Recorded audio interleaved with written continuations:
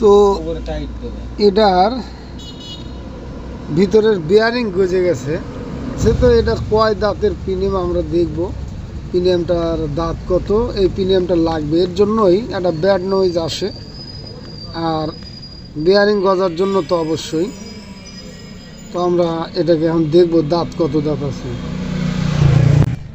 তো আমরা প্রিমিয়ামের দাঁত গুনলাম, এখানে 67 দাঁতের প্রিমিয়াম, এটা 67 দাঁতের প্রিমিয়াম লাগবে। এটা ডায়াং 106। তো আমরা প্রিমিয়াম আনার পরে এই আবার সাইডটাকে খুলে, ক্লাস সাইডটাকে খুলে আমরা প্রিমিয়াম লাগিয়ে দেব। আমরা শুধু সাইডের অবস্থান কি, প্রিমিয়ামের অবস্থান কি দেখার জন্য খুলেছিলাম। ধন্যবাদ সকলকে, ভালো থাকুন, সুস্থ থাকুন।